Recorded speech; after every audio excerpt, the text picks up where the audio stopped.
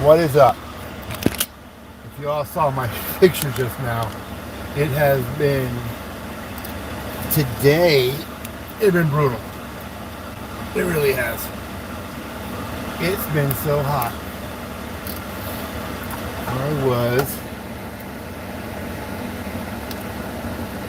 down.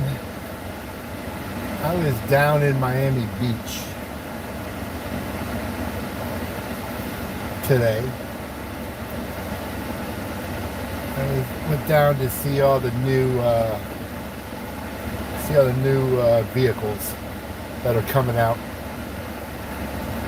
They had it was the Miami International Auto Show, and they were showing all the vehicles. Had the Kias, the Hyundais, Toyotas. It was Ford, General Motors. See, Ford, General Motors, Lucid, GM, Cadillac, and you could go. They would drive to take on this test track. Take on a flat surface, and you whipped around the track. Stop and go, high speed, and I think Cadillac had a couple cars there. Then you had the Hummer, the electric Hummer. They had two versions. Hold on, I'm back, Jack. That's what happens when your wife calls, right? When my wife calls, I gotta slide off real quick and take the call. So down at the International Auto Show, and all the manufacturers were there. With all the new, with all the electric cars, and they were cool. I took a test drive in the Hummer. All right, so they got a Hummer. They have an electric Hummer. An electric Hummer. Hello. The Hummer's $189,000. The electric Hummer was 189 grand. The Ford Lightning was 80 grand. A lot of hybrids, a lot of electric cars. The common theme that I saw, they're all starting at 50 grand. Fully loaded, whatever it is. Every time you looked at a price sticker, it was 50 grand for one of these electric cars. Hybrid electric. Ford. Now don't go anywhere, because I got to tell you something. Seriously, I really have to tell you something. And it's coming up in a second. Ford has a Ford Mustang. They're staying true to their roots. They have the 5.0 Mustang convertible. They got one that's a supercar now, twin turbo, was on display, 325 grand. Way out of my ballpark, but what a bad to the bone looking car. So here, the Dodge. The Dodge got rid of their muscle cars, right? The Hemis and all that stuff, and they replaced it with a 1,000 horsepower Charger. And it's electric, but it makes noise. Like it has a muscle car engine. Right? I gotta tell you, honestly, my wife even said it, and my wife could care less. It's dumb. Absolutely dumb.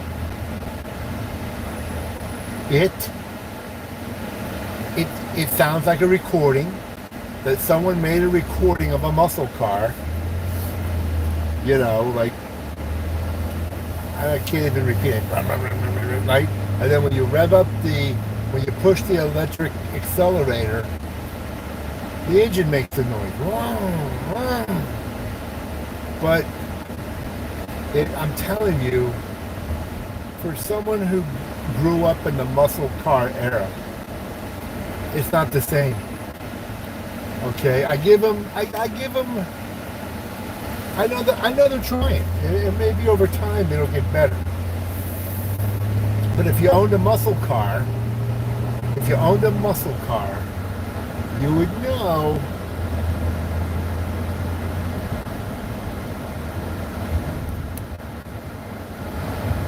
if um, if you own a muscle car, you would know that not only do you hear the noise, but the ground shakes. It's like if you're sitting next to a Chevelle SS, a Hemi, a 396, Scat Pack, the Dodge, or a Ford 351. When that thing is revving up, it hurts your ears. The ground shakes, right? This does not have the same effect. It just doesn't. You hear it. It sounds like a recording that someone's playing over a speaker coming out of from somewhere. But it doesn't hurt your ears. Does it? I mean, you can hear it.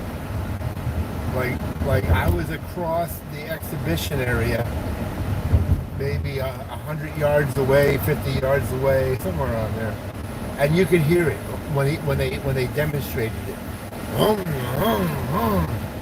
But it's just not the real thing. It's like when something's fake and you're trying, you know when it's fake, right? So I went to the car show, listened to the new Dodge. Has all these cars kind of have the same styling. It's a weird looking styling, right? I took pictures of it. Maybe I'll try to, but no, it doesn't. It's just not the same. It's just not the same. And a lot of these manufacturers are going to the electric cars. There's just nothing you can do about it. And I went to the Jeep area. It's funny, you can tell when you go to a car show what's popular, right? The area with the Jeeps. You can get on a Jeep, and the Jeep went through like an area where, almost like going to Disney World on the test track, right? It goes on different types of surfaces. You go up a man-made ramp, down a man-made ramp, and it was just cool. It was just cool doing it. And there was a ton of people waiting in line to go on it. There was a ton of people waiting to go on the Hummers. I would say Lucid, hardly anybody was there to see that. I don't think it's, I don't know how many luxury electric cars people are going to want. A luxury electric car. I just don't, especially in Miami, right? Miami, we got a lot of sports people, right? They like sports cars. They had a lot of pickup trucks. I'm a pickup truck person. Chevrolet, they had their diesels, they had gas. Coming out with hybrids. So, the reason why manufacturers are being forced to get rid of a lot of their vehicle models, or change over to different types of power, is because of the federal government mandating miles, how many miles per gallon cars have to get, right? So they average that out across the fleet. So they've gotten rid of a bunch of cars, and they've, because like Dodge would never be able to meet the mandate, right? Not making the Hemis, the Challengers, the Chargers, the Hemi motors, the 396, Scat Packs, and all that. There's no way, right? They could never make the mandate. So they had to go. Dodge took the chance. They're going fully electric, and I think they made a terrible mistake. Terrible mistake. People were there to see what it sounded like, but they're all in with the electric. And if you talk to a lot of the manufacturers, a lot of the manufacturers are going to hybrids. They do have electric, but they haven't caught on like they want. So they're going to try to go to a hybrid type system.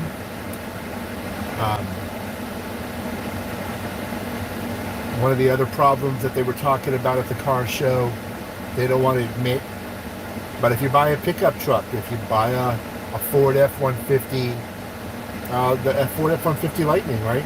It's 80 grand. It's 80 grand. I mean, all the truck. I mean, everything's expensive, right? But the problem is if you try to use the Lightning as a truck, if you try to use the Lightning as a truck, they say you're towing, you basically lose half the range. Like if the Ford F-150 Lightning, let's say it got 300 miles on a single charge. If you're towing, or if you're an aggressive driver, it drops. It drops below 200. They talked about that on the Hummer. The Hummer gets 300 and something miles on a charge, right? They're extremely heavy, right? They have a ton of batteries. So these vehicles are extremely heavy. So when you put a trailer or you put something else next on it, it starts to cut into the mileage. Toyotas were Toyotas, Lexus is Lexus. They got their models. They don't try to reinvent the wheel. They just take the existing Camry model or the Corolla, whatever it is, and they just swap out the gas and they incorporate electric or hybrid. So when you look at a Camry, it looks like a Camry. Has a little bit differences, but it looks like whether it's gas or electric, it just looks like a Camry. Or with like Dodge. Dodge,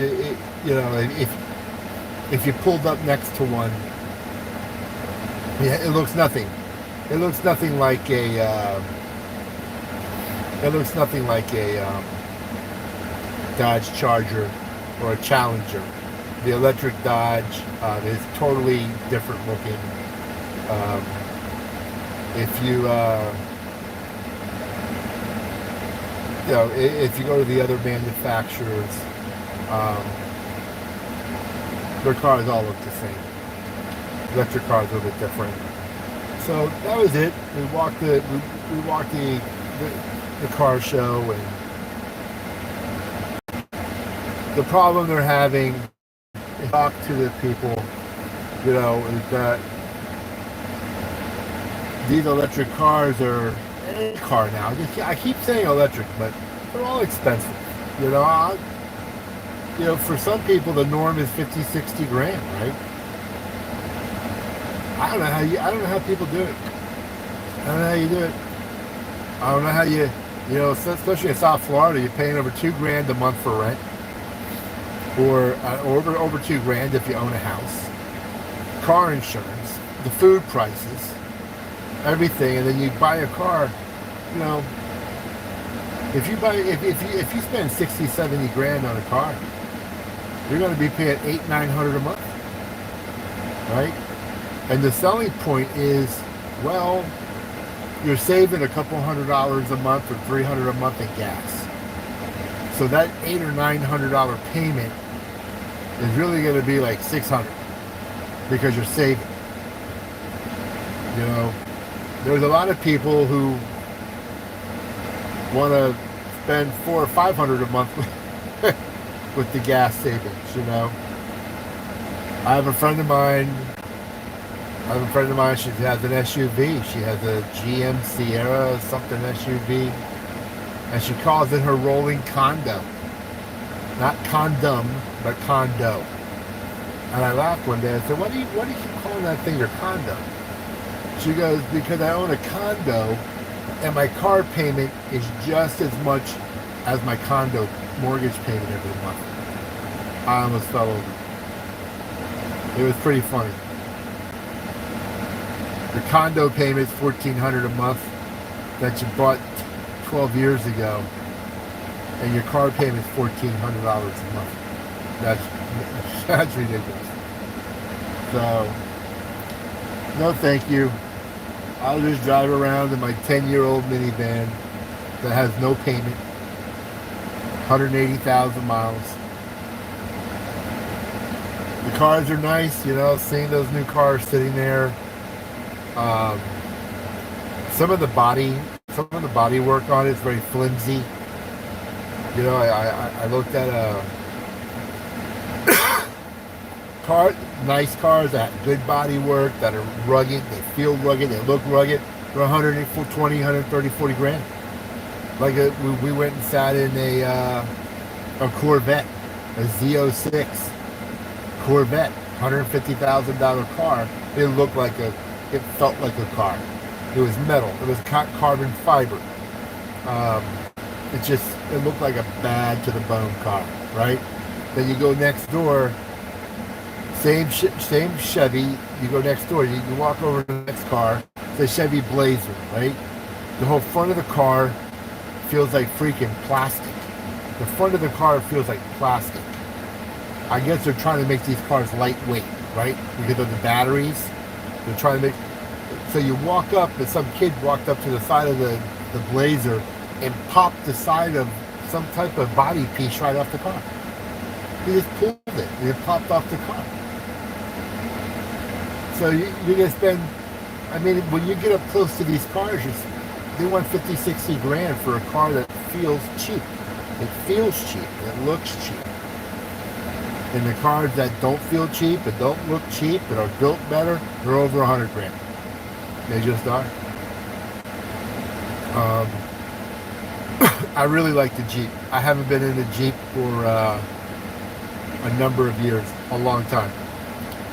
So they had these Jeep models. They had 3 different models going. Rubicon, Renegade.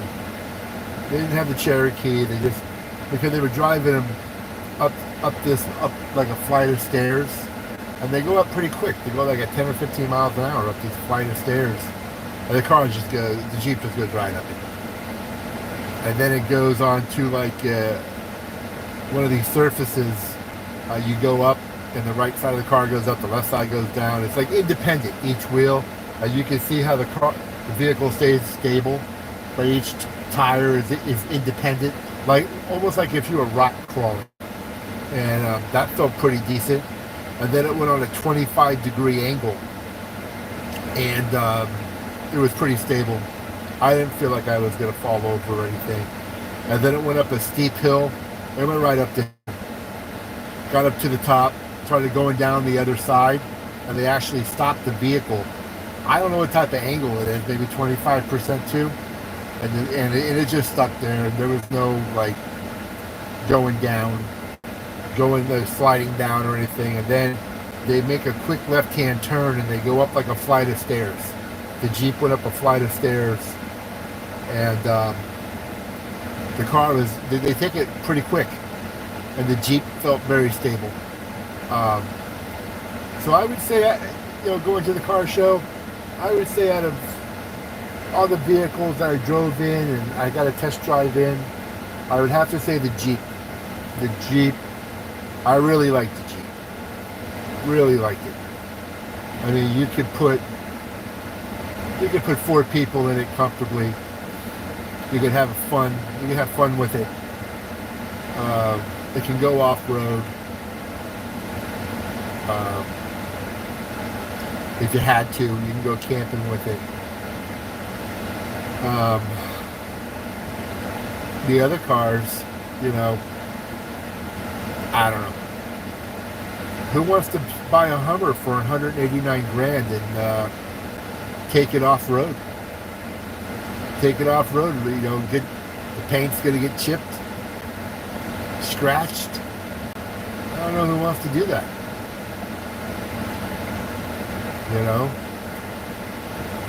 I mean, you can't help it, right? Cars, if you drive them,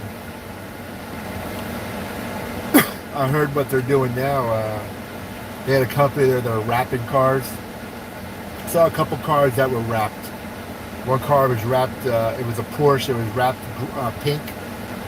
Another one that was wrapped blue. And you would think it would look like the greatest paint job ever. And it was great. There was no bubbles in it. There was nothing. It really looked great. So that's the alternative right now. You can wrap cars, cost you like $2,500, $3,000. You can change the color. And I asked another company for the people that are spending a lot of money for Corvettes and stuff like that. And I saw this guy at the car show. What a lot of people are doing now, they're wrapping like the front of their car. They're putting a thin, clear film wrap just on the front cap to protect the paint. Now that was something we did back in the 80s, right? I remember the 80s. Remember they used to have what they called the Brawl. I had a Corvette. I had a Camaro, and then I bought a like $100 and something leather Brawl, whatever it was, that you put on the front, and it protected your car from all the chips and everything. Well, that's what people are doing now, I guess, with these high-end cars. They told us at the car show that people are spending like $1,000 to wrap the front of their like Mercedes or their Land Rovers. So this film will absorb all the little rocks and pebbles and everything. And then, if it starts to get bad over a couple years, if you want, you can just take it off and have them put it back on, If you're going to spend $100,000 on a vehicle, what's another $1,000 to get the front end wrapped every couple of years? So overall, it was a good day. Cool to see the new cars. Sticker shock to see how much they cost. And pretty cool to see the new technology. It's pretty wild to see all the technology. The only thing is that we're used to a car. I was always used to a car that when you sit there, all you see is a speedometer, a tach, a fuel gauge, a heat gauge, a radio, right, and an AC. And you had dials. You could just push the dials. You could reach out, turn the dial. The problem that I see with these new EVs, everything is digital and touchscreen. And in order to change something, to change anything, you got to look on a big screen. You got to push a button. And I don't know if you want to be doing that when you drive, taking your eye off the road. Because sometimes these screens, they got some pretty big screens, and there's a lot of stuff on these screens, right? And you're trying to read the screen to do anything, to lower the air. One thing that was weird about I got in the Chevrolet, I think it was a Chevrolet Blazer, and they had a mode there for charging. Fast charging, slow charging, and it said, you want to charge now. You had a button that said, I'm charging now, and then you had another button that said, charging soon. And then we pushed the button. Now, it's not running, it's just display. You push the button and it says, preparing the car for charging. And it sat like that for 2 minutes. And then it gives you another option. You can set a time on when you're going to charge it. You're setting a time. Okay, I'm going to charge at 5 o'clock. And all of a sudden it just says this conditioning. Now it's conditioning the batteries for charge. It's like a whole process. It's like, it's not like I thought you just pull up and plug it in. Maybe some cars do it, but this Chevrolet, they had different modes. You had to prepare, condition, preconditioning for charge. Didn't understand it. I have to do some research on it. But anyway, I encourage you that when the new cars come out, car show comes here, go check it out. But y'all have a good night. See you tomorrow morning.